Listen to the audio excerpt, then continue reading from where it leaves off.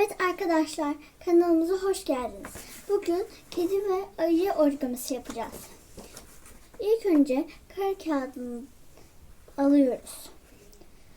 İsterseniz siz arka yüzünü kahverengiye boyayabilirsiniz. İlk önce şöyle birleştireceğiz kağıdı. Sonra şu şekilde kedimizin kulaklarını yapacağız.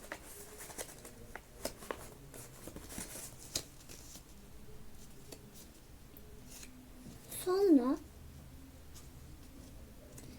kağıdın şu üçgen kısmını arkaya çevireceğiz.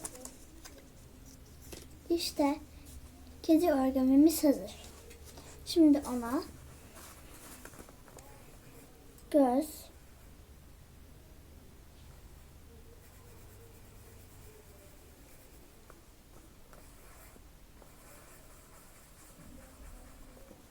burun ve ağız çiziyoruz. Kedimizin bıyıklarını çizmeyi unutmuyoruz. İşte kedi origamimiz hazır. Şimdi ayı origamisi yapacağız. İlk önce az önceki gibi önümüze kare bir kağıt alıyoruz. İsterseniz siz bunun arkasını da kahverengiye boyayabilirsiniz.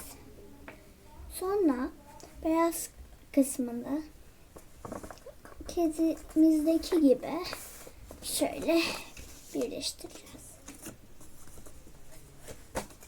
Sonra şöyle içe doğru katlayacağız.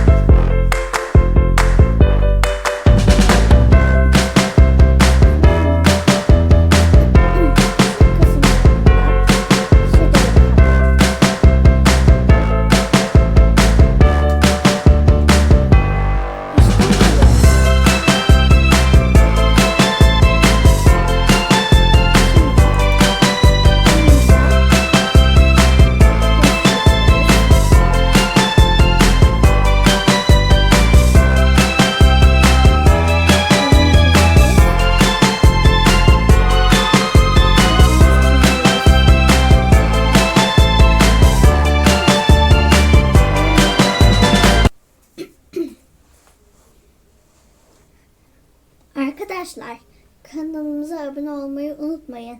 Hangi origami daha güzel olmuş yorumlara yazarsınız. Görüşürüz.